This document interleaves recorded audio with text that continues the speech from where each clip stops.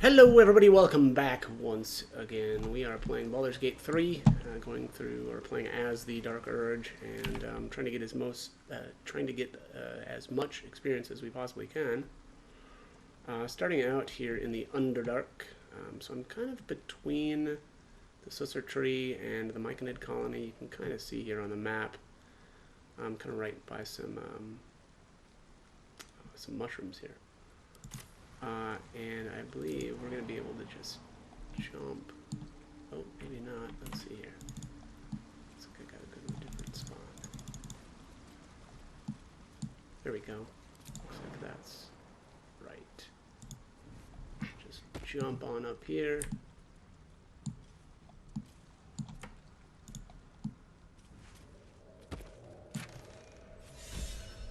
There it is. And that gets us the inspiration for Karlach, which is the clever cuckoo. Good stuff. Looks like that's it, though. There isn't really anything else up here. Alright, well, easy enough. Moving on. Alright, next up here, this is a pretty wild clip, and I'm going to try to do my best to explain what I think happened. Unfortunately, I'm not 100% sure on this, but let's go through it. Basically, what's going to happen here is I'm going to get a inspiration point with Lae'zel. It's called Strategist. Strategist is worded. Let me bring this up here really quickly. Lae'zel, Strategist. Destroy a powerful foe in one strike. Now, that is not what happened here as far as I can tell. But my theory here is that this triggered actually off of Astarion. And his initial shot here, because he does take this guy out in one hit, kind of. I do see two kind of like numbers pop up, and I can't remember. That must be something with his bow. Yeah. It's because he's got that Titan string bow on, and so he deals the damage, and then a bunch more damage gets added to it because of his strength modifier. So, I think that is actually what triggered this, because, and other people, because I kind of looked this up on some forums and saw what people were thinking about it, but other people had said that maybe it was like your characters have to defeat a powerful foe within one turn. I don't think, though, that that's what happened here. I do think it was Astarion, but the inspiration didn't trigger until Gek Cole died, because I think Gek Cole dying is basically considered the battle's end, even though it really wasn't, right? I still had other enemies to kill after this, but I think. And the confusing thing is, it looks like I got the inspiration point from Gek Cole. At least that's what I think happened here. Because you can see here, Gek Cole just takes shot after shot after shot. And it was pretty clear that I didn't beat him, in one round. And also, it certainly wasn't in one hit. So that's what I think happened. I think it was Astarion triggering it, but I just can't be sure. So there, again, it's really weird because it pops up after Gek has died, but I didn't kill him in one shot. So best I can say is it was Astarion triggering that. I'm just not sure. Okay, next up, we are just south of the battle with the Dorgar and the beach. If you see, oh geez, map got a little crazy on me. All right, well, so we're right in here, and we're basically just going to be jumping across to this other area, which is actually going to lead us up to the Mage's Tower. And let's pop some of these torch stock. I don't want to be getting blown up as I run by. Something's burrowed in there. Something big. Time for some bloody work. Alright, now, I know there's some other stuff that I can explore this way, but I don't think I'm gonna... maybe I just don't know if I want to do this first. Something tells me no. Yeah, I think I might just hold off on this stuff. Let's go do the mage. Or I'm gonna go do the mage tower first. There's actually some inspiration, and I'll just kind of keep this rolling so we can see the first one.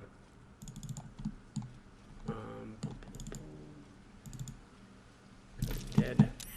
Oh, I remember this spot. Must have fallen from pretty high up. This wasn't really where I wanted to be, though, either. We'll come back to this.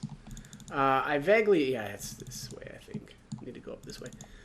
Anyways, the drow back there has I think there's a journal there that we need to read with Gale. Also, I need to get rid of Lae'zel here. Speak. I'm gonna send you on back to camp. Sure that's the best? Confirm. Alright, and let's exit turn-based mode. Go to the camp. And we'll get Gale. Gale's got an inspiration. Coming right up. That's not where Gale is at. Gale is up this way. I'm used to the wilderness camp and then none of the other ones, so the layout is always a little goofy. Tell me, what can I do? Kind of wish they would have kept it consistent, but you know, I get it. It doesn't really make that much sense, right? Okay, let's kind of get out of.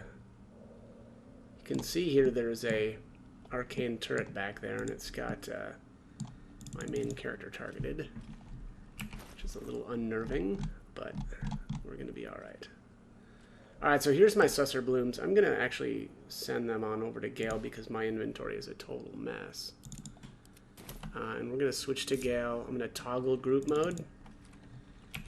And then, whoops, I pressed the wrong button. Let's split these.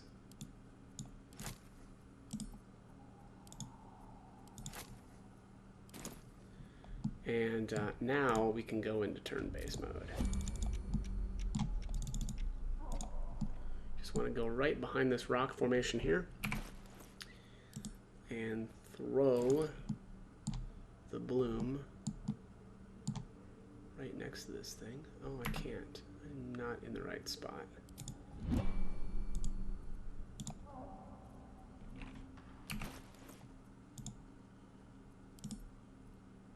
Throw. Path is interrupted. Is it though? Plunk. There we go. Secrets of the Susser tree.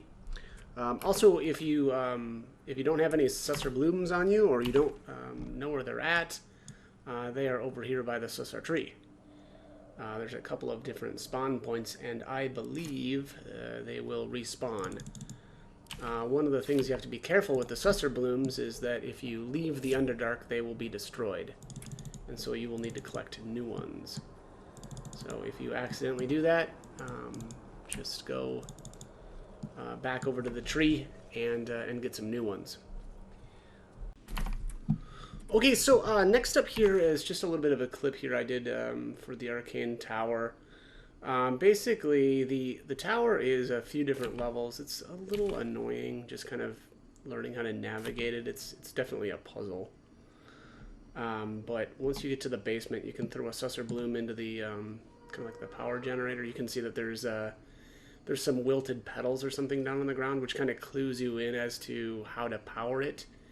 I believe actually there's an inspiration as well, probably like the Guild Artisan or something like that. I don't remember. I actually have never played that background, but anyways, before you go all the way to the top, you're going to need to find a couple of things, namely the Roads to Darkness, which is a book on, I don't actually know what floor this is. This might be like floor 3 or 4 or something like that. I don't know. It's one above the floor that you come in at, I believe. But so like you come in one floor, and then I think there's 2 floors below that, and then I think there's 2 floors above it. I think it's a total of 5.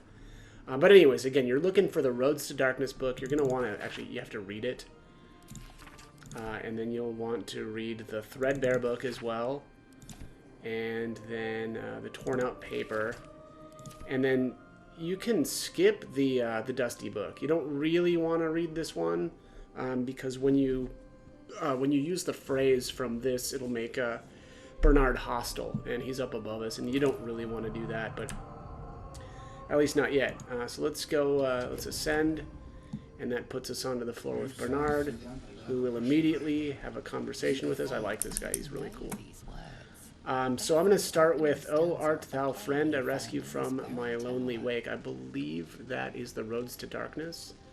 You need to first read that, otherwise this option won't come up. Same with these other ones. If you don't read the books, these other options won't even pop up. Don't get me wrong. I love poetry as much as Alright, and so the next one that you want to do is, "How can I trust? How will I ever know? How can I show myself my darkest me?" And that gets you the ring, the guiding light. And the guiding light is needed in order to fully unlock the tower. And so when we put this on, it actually shows a hidden button, which leads to the basement. Now, before I do that, though, I am going to go over here to the table. And we're looking for the patched parchment. And I believe this, this one isn't that important, but after you read this, there will be another option from Bernard, which I think nets you a healing potion, which, whatever. These empty sheets are all that's left of you, the last of all the thoughtless gifts you gave.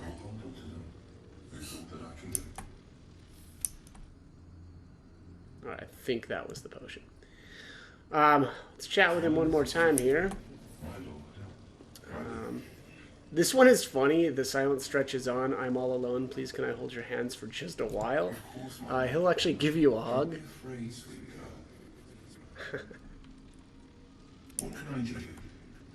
Yeah, I would like a hug. Thanks. It's a little creepy, though. Like, this feels a little like Edward Scissorhands-y for me, for some reason. Like, am I about to get stabbed? Is on. Remember, you are loved living so much. You're doing great. And everyone will be so proud of you, as I already am. That's awesome.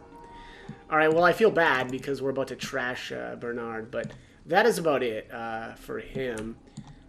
Basically, what I'll do here is we're going to bust up all of this, or all these like animated armors and Bernard, and loot them. And then we'll kind of be on our way into the basement. Alright, I actually almost missed this. I thought that this was kind of interesting, so I wanted to point this out. It's the Stool of Hill Giant Strength here, and this is on the same level as Bernard. I actually just wanted to point this out because I actually missed this the last time I played. And what you want to do here is you want to break the stool. They could make for a fine weapon. And there you have it. It gets you the Club of Hill Giant Strength. Let's take a look at this bad boy. Don't know if I'll end up using this, but it says Splinters of a Giant's Might, increase strength to 19. So that's actually pretty solid. It's a club, light. Obviously, you can use that. I mean, that might actually be pretty decent on Asterion. I'm not sure if you can use it, though, for sure. Let's send that on over. And the reason why I say that, I don't know. Oh, he can. He's actually proficient with it. The reason why I say that might be good is, I guess it's not just necessarily for him. I just have him with the Titan String Bow right now. And it says, this weapon deals additional damage equal to your strength modifier, which, if this is set in my strength to 19, that's helping bring up my strength modifier. So, I guess something to think about. I'm not sure if I'll keep that on him, but for the time being, that might be okay. Let's see, 9, 1 to 4, 2 to 7. Yeah, I don't know. We'll see about that. But yeah, look at that. His strength is only 8 without it. I might just do that, just for fun. But, alright, yeah, that is going to be it for that portion. I'm going to knock out all these robots or automatons. And yeah, that's almost it, though, for the Mage Tower for me. All right, there is a book here. Let me just show the map. I realized I deleted some footage on accident here, but basically just to the east of the Underdark Beach waypoint, there's kind of like a little outcropping here. And I've already grabbed the book, but basically the book was sitting right on this table-like thing, I guess.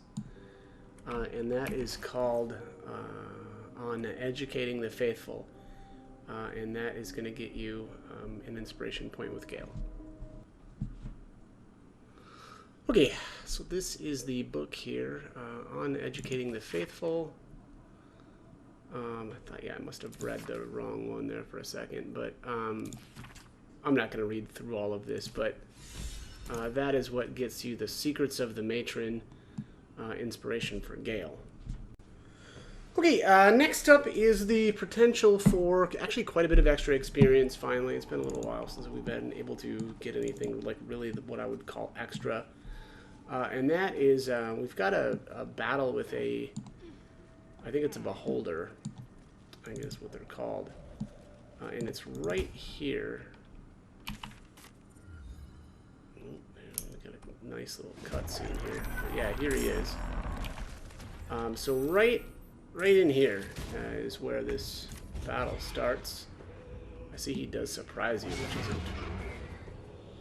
is not great. But that's alright. So, where the extra experience comes in... Ooh. Oh, this is Dorn. So, what he's going to do here is, throughout the course of the battle, he's going to basically unpetrify the drow that are here. One of the things that you can do, though, is I think you can hit these guys once if they're charmed. Yeah, it's called the Spectator's Charm. And once you've done that, I think that will... We'll just see here. Maybe I can get him to do that without killing him. Let's see here. Oh, no, I killed him. It just doesn't have enough health. On Explorer, anyway. Anyways, so this is Dorn. We don't need this person to live, so this is completely fine. Dorn has all kinds of good stuff here. He's got the, or she, is it a she? It might be a she. Either way, she's got the blast pendant. The icy helve is actually part of a weapon that we can now craft because I've got all 3 pieces of it. And then the memory shard. You'll want to analyze the memory shard with Gale, and that will get you an inspiration point for him. So let's just take this, and let's get working on the. Oh, it's called the Spectator. I thought this was a Beholder. I mean, I guess that's what these things are usually called, right? But I guess it's called something a little different this time around. But anyways, all right. So we're gonna just try to get a little bit of damage into him. Basically, every turn he should kind of unpetrify one of these drow that are kind of hanging out. And you definitely want to make sure that he does that. Now, if you don't get him to do that, I guess that's kind of fine because there is another way to basically unpetrify these guys and get the experience for killing them. It's just that this doesn't require any items or any extra items to do. And so I would rather just, make sure that we do it during this battle. But if you're doing this on, like, Tactician, it's probably a pretty brutal battle. I don't know, he just seems super nasty by himself even, so I imagine it's going to be a bit tougher.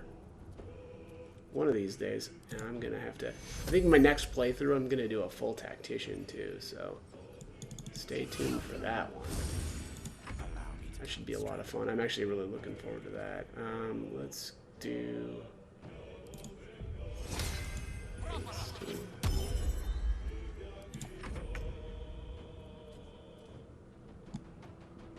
Alright, let's see if I can... Probably can't sneak attack this guy. What's going on here? So weird. Yeah, it's not liking this spot, I guess. Let's try over here. There we go. Just wrecked that guy. He's down. Nothing will stand in my way. Asterion is just nuts right now. It's that, I think that combination of that bow that he's got and that club.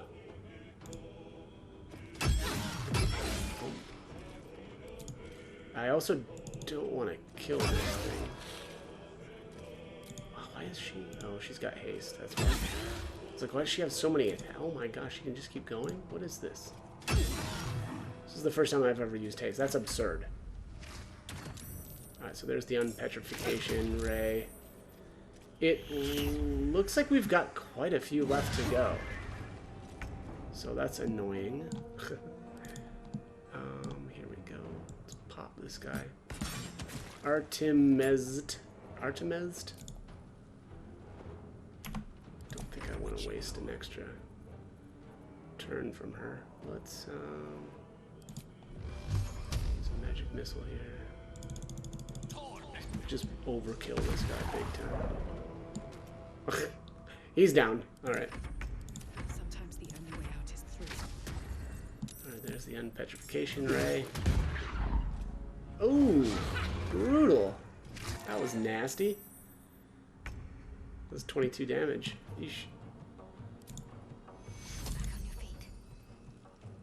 Take you. Let's get you fixed up a bit. I love the bless on whenever you heal somebody with her. That's, I forget which accessory. That might be the one from Volo, but that's really good. Take that to Kofi. Alright, he's down. Come on, can't stay idle. Alright, there's another drow up. Arcog? Arcog?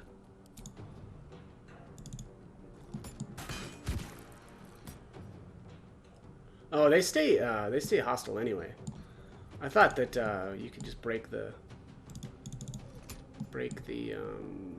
charm and they might help you out, but that does not appear to be the case. They don't. They just seem like they wanna fight. So, all right, let's blast this guy down.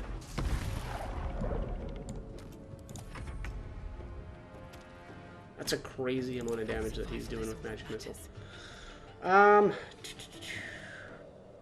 familiar scratch. Oh, cute. Didn't even realize I had that skill. Let's end the turn. Alright, here's another drow ready to go. Moi. We gotta be getting low on drow here. Fall, damn you. Boom! Oh, well, okay, yeah. He's still charmed. Victory is assured.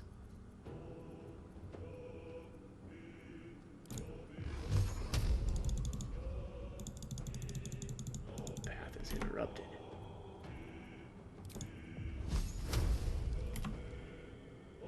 Step by step. Step by step. Day by day. Another one bites the dust. Alright. Where do I go from here? Alright, that looks like that's it. We ran out of drow. So we can now finish him off. Ooh, man, and that's... Yeah, really getting close with the main character. I guess she's got a decent amount left. Death is but a word away. It's but a word away. That's right. One word. Boom! Down you go. And I'd have been a statue, imprisoned for eternity. Okay, so that is it. That's the Spectator and all of the excess drow. Stayed interesting. Now that I've got it, I'm just going to put this weapon together too. I think I actually used this. So it's the Icy Metal. Let's combine. Let's move this to the side. Let's see here. See if I can remember which items we need to put this thing together. Oh, did I grab it? I might have grabbed some of this stuff with somebody else. Oh, what happened there too? The crafting screen went away. Alright, let's sort this by type. I think that would help. Where? Okay, so it's the icy metal. It's the icy. Yeah, I must have picked this up on somebody else. Was it Asterion? Yep, that is what happened. Send that to the main character. I'm going to send this crystal over to Gale as well, because we're going to get a... yeah, send this over to him too. Well, to get that inspiration point with him. Also, the basilisk oil, that's one of the items that you can use. Actually, I don't know if there's more, but that would have been able to unpetrify the drow as well. So I guess just something to keep in mind if you want to go that route. All right, so let's try this again. Combine and combine that and the icy metal. There we have it. The Morning Frost. I vaguely remember using this. Yeah, this is a very rare item. So it says Heart of Ice. When dealing cold damage, the wielder deals an additional 1. And then Insidious Cold, dealing cold damage with a spell possibly inflicts chilled upon the target. And then on top of that, you do get the Ray of Frost evocation cantrip that you can just use, which is pretty crazy. And I mean, it's the damage on it is actually pretty good too, 9 to 19. Yeah, so I don't know. Maybe, we'll see. Maybe I'll end up using that. I actually was using it as an offhand, I think, on my main character for a little while. Yeah, I don't know. We'll see. Plus 15, 2 to 7. Yeah, 2 to 9. It's actually, yeah, this is probably better. Because I don't actually think I'm going to be casting much in terms of spells with the main character. And it's definitely, you know, oriented toward somebody that's going to be casting cold spells. But we'll see. Hey, almost forgot to use the memory crystal here on Gale. Again, you're going to want to definitely, when you interact with this, have Gale with you. I'm just going to do a quick save here. I think you could just kind of click it from your inventory. Yeah, there we are. Crystal glowing only faintly. All right, let's try to determine its function. Add some guidance. This is actually a pretty easy check. And we can actually afford to fail once because we're getting in we're going to get an inspiration out of this anyway. Gently probe the thoughts within. This is another 10. Yeah, nailing these. The crystal's glow swells within the Underdark's bowels, beyond an ancient and echoing clang, and you're back to yourself, left only with a firm sense of a place, a grand. All right.